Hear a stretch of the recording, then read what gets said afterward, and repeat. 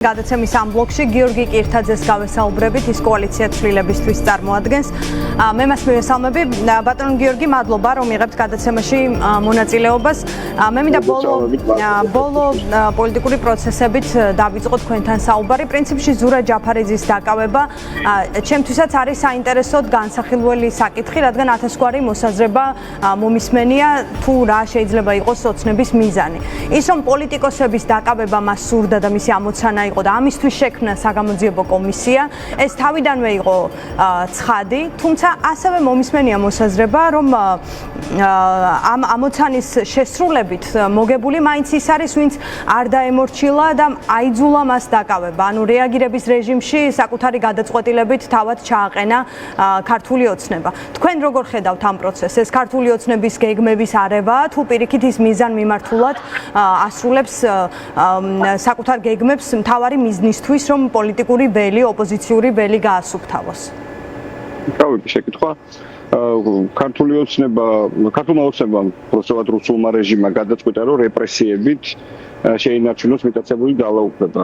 დაშინება, მოსყიდვა, ადამიანების ზემატყება ციხეში ჩაყრა ამ მეთოდებით გადაწყვიტა ივანიშვილმა ხელისუფლების მიტაცებული ხელისუფლების შენარჩუნება და ხო ამას რა თქმა უნდა მოყვება ხოლმე ისეთ აბსურდულ ბრალდებებზე ადამიანების დაკავება, როგორც ეს ზურა შემთხვევაში მოხდა. საბოლოო ჯამში რასთან გვაქვს ხო საქმე?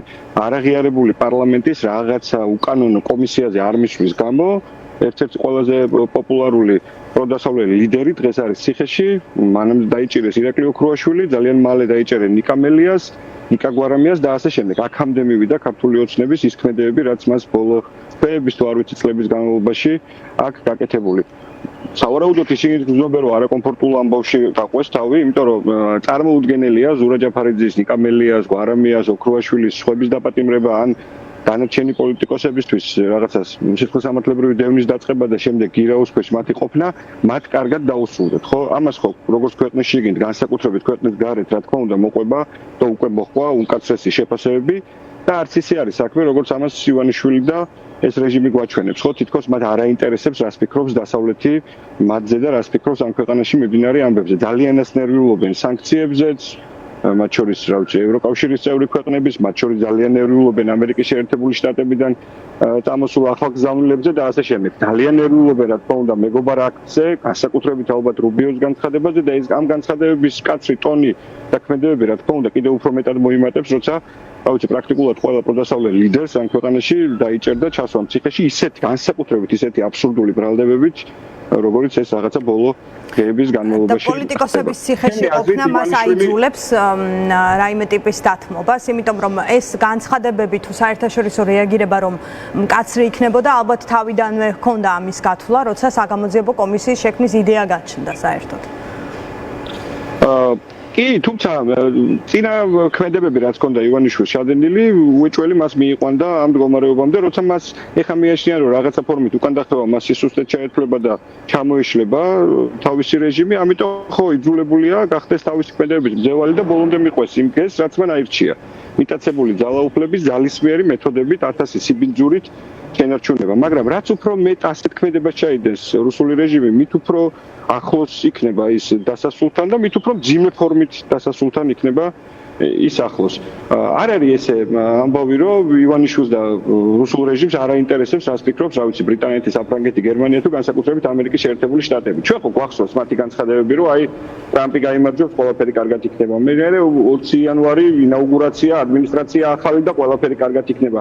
ისინი ამ რაღაცა ესე ვთქვათ განცხადებებით თუ რა ვიცი მესიჯებით ყვებავდნენ მათ შორის იმ ხალხს, ვინც 41 შემოხაზა ალბათ გულწრფელადაც ბოლო არჩევნებზე ხა ჯერ კიდე არსებობს ხალხი, ვისაც ჯერა რომ ივანიშვილი მოკლედ რაღაცა თითქოს ომს გვაცილებს თავიდან, რაღაცა ქართველობას გადაგურჩეს, მაგრამ თან ევროპისკენ მიდის და დასავლეთისკენ მიდის. აი ამ ნაბიჯებით ივანიშვილი მათ შორის ამ ხალხში კარგავს მხარდაჭერას და რა თქმა უნდა ეს ნიშნავს იმას, რომ მისი რაღაცა მიტაცებული ძალაუფლების ჩამოშლა იქნება ძალიან ახლოს. ამ ხალხს ეუბნება, რომ ჰუმანური იყო პროკურატურა თავიდანვე, გირაოს გადახდა დაეკისრათ, გადაეხადათ და არ აღმოჩნდებოდნენ საპატიმროში.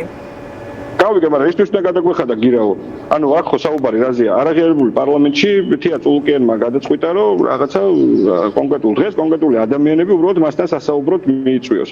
13 წლის თავზე გადაწყვიტა, რომ ნაციონალური მოძრაობის ხელისუფლებაში ყოფნის დროინდელი საქმეები გამოიძიოს. ეს თავისთავად უკვე აბსურდული ამბავია. თან რაღაც საგამოძიებო კომისია, საგამოძიებო კომისია და რა ვიცი, ივანიშვილის რუსული რეჟიმი რა შუაში ერთმანეთთან. საერთოდაც საგამოძიებო კომისიები იქნება ოპოზიციის ინიციატივი და მოკეთ როგორც არის გაწერილი შესაბამისად კანონმდებლობაში, ეს ყველამ კარგად იცით. ერთი კანონმდებლობას დაარღვიეს ყველაფერსაც თავი დავანებოთ, თუმცა აქ საერთოდ საუბარი გვაქვს უკანონო პარლამენტზე, არაღიარებულ ხელისუფლებაზე, რომელსაც არც ქვეყნის შიგნით, არც ქვეყნის გარეთ ლეგიტიმაცია არ აქვს.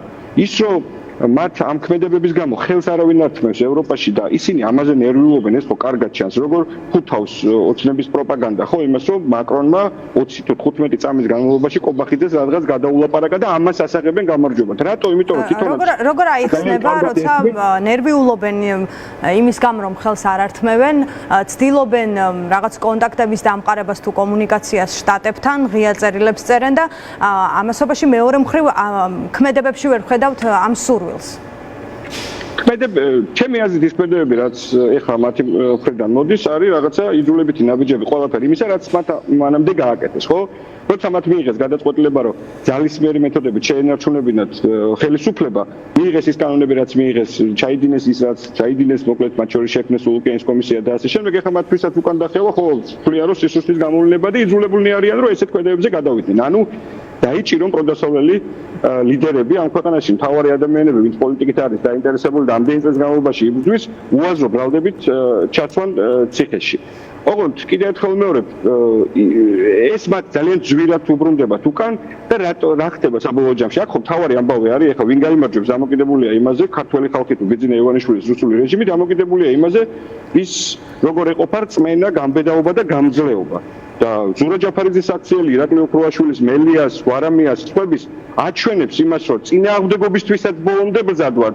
რწმენაც ძალიან ძლიერი გვაქვს, რომ მართალ საქმეს ვაკეთებთ და თანმიმდევრულები ვართ ჩვენს გეგმაში ივანიშვილის რუსული რეჟიმის ჩამოშლისა. რა არის ხო ამ გეგმის მთავარი ამბავი ალბათ? რა თქმა უნდა, ეს არის არ თანამშრომლობა რეჟიმთან და წინააღმდეგობა ყველგან და ყოველთვის. დაკისრებული გირაო, ხო მართლა გირაო არ იყო, ეს ხო რაღაცა ხარკი იყო ივანიშვილის მიერ მოგონილი, გადაიხადა იმისთვის, რომ რამოდენიმე თვით უნდა იყო თავისუფლებაზე. და სწორად მოიქცა, რა თქმა უნდა, ეს ხალხი, ვინც ეს არ გადაიხადა და ბოლომდე აჩვენა წინააღმდეგობის მაგალითი იმ უამრავ 10,000-ობით თუ 100,000-ობით ადამიანს, რომელიც ამ თვეების განმავლობაში ყველა ამ რაღაცა სიზნელის მიუხედავად დგას ქუჩაში და დარწმუნებული ვარ უახლოეს დღეებშიც მათ შორის ივანიშვილი ნახავს ხალხის სიმრავლეს. აი 26 მაისს ისევ როგორც თბილისში რუსთაველზე დარწმუნებული ვარ საქართველოს სხვა ბევრ ქალაქშიც უამრავი ადამიანი გამოვა მისი რეჟიმის დასაპროტესტებლად. კი ბატონო, მადლობა გიორგი კირთაძეს, კოალიცია ცვლილებისთვის წევრი გვერდთვება და პირდაპირ ეთერში